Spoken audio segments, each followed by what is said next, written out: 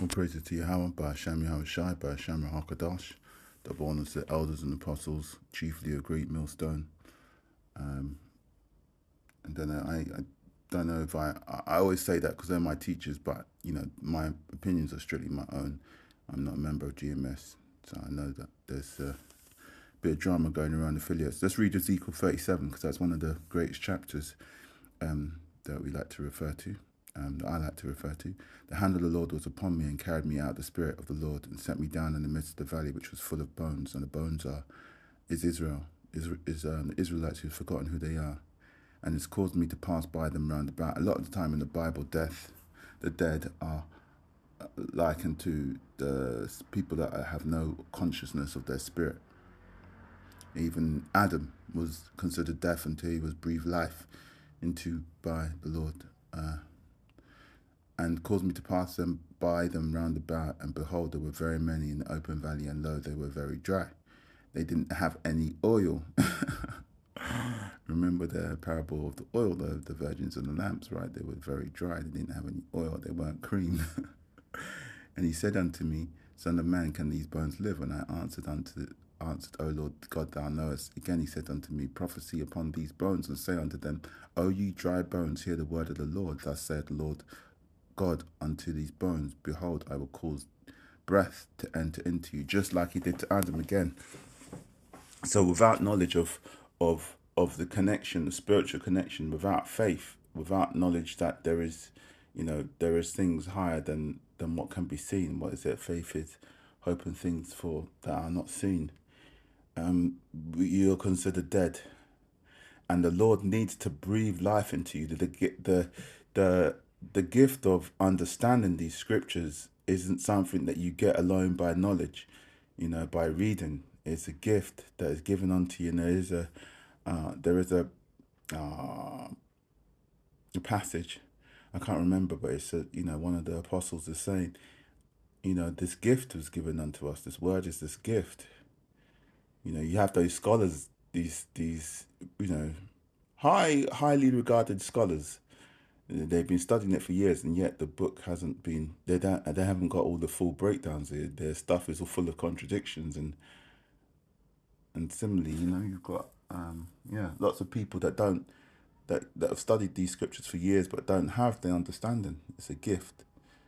Again, Yahushua was the one who came.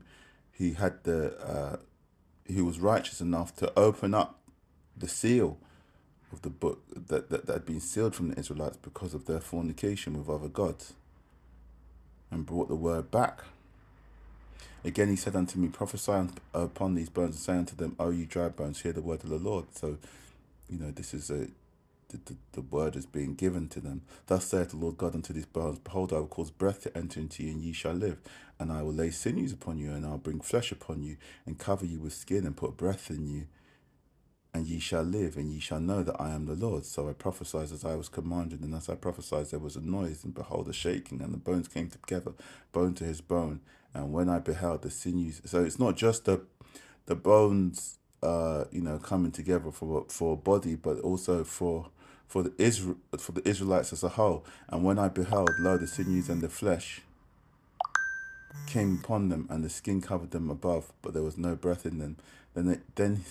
Then said he unto me, Prophesy unto the wind, prophesy, son of man, and say unto the wind, Thus saith the Lord God of the four winds, O breath, and breathe upon these slain, that they may live. And this is the word going out in the four directions, of the earth, so that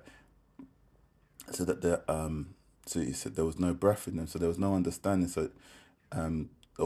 So I prophesied, and so there was no breath in them as a community. So I prophesied as he commanded me, and the breath came into them, and they lived, and they stood upon their feet, an exceedingly great army. So that's the coming together of Israel. So the word went out, the Spirit went out, and it went into individuals, and they understood who they were, but there was not even an Israelite community. There wasn't an Israelite nation, if you like. But then when the four winds went out, and the four winds are the prophets going in the four directions of the earth. The four winds are the Akim preaching this truth, carrying it to all the four corners of the earth. Then he said unto me, the Son of Man, these bones are the whole house of Israel. See, and that's the house coming together. Behold, they say, our bones are dried and our hope is lost. We are cut off from our parts. Therefore prophesy and say unto them, thus saith the Lord God, behold, O my people, I will open up your graves and cause you to come out of your graves and bring you into the land of Israel. So that's their condition. And ye shall know that I am the Lord, when I have opened your graves, O my people, and brought you up out of your graves, and shall put my spirit in you, and ye shall live, and I shall place you in your own land. See, this is their condition. So the first thing was, they, as an individual, you didn't know who you were. And then as a nation, you didn't know who you were. And as a nation, you had no home.